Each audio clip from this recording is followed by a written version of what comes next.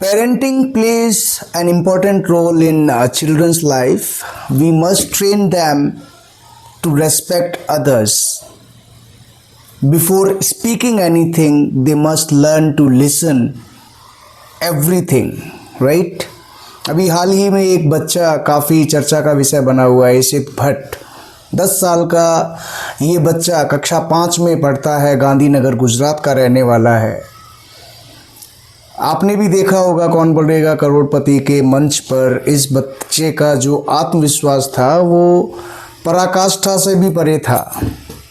मैं यहाँ पे बच्चे को दोष नहीं दूंगा, मैं दोष दूंगा अभिभावक को, जिन्होंने शायद बच्चे को अहंकार और आत्मविश्वास के बीच में जो एक काफ़ी पतली सी लाइन है उसके बारे में नहीं बताया। और वो लाइन जब धुंधली पड़ जाती है तो इसी तरह के बच्चे विकसित होते हैं जो शायद दूसरों की भावनाओं की कद्र करना भूल जाते हैं, और ऐसा ही इस बच्चे ने भी किया। लेकिन बच्चन साहब का बड़प्पन भी देखिए, उन्होंने उस बच्चे को जब वो एक बड़ी रकम हारने लगा तो उन्होंने कहा कि ओवर कॉन्फिडेंस में अक्सर ऐसी गलती हो जाती है। मुस्कुराते हुए उन्होंने ये शब्द प्रेषित किए।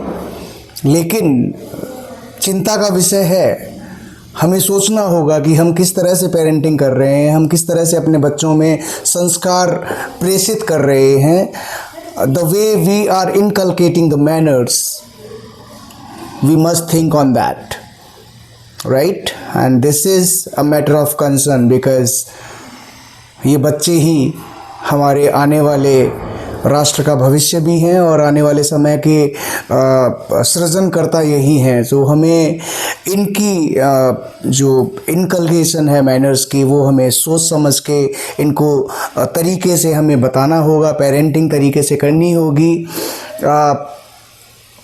बोलने की आज़ादी होती है लेकिन सुनना भी आना चाहिए, ये भी हमें सिखाना होगा। इसके लिए हम ही जिम्मेदार हैं। And that's it. मैं सिर्फ यही कहना चाहता था कि पेरेंटिंग बच्चा हम जो कहते हैं उससे कहीं ज़्यादा हम जो करते हैं उसको ऑब्ज़र्व करता है और उसी से ही वो सीखता है।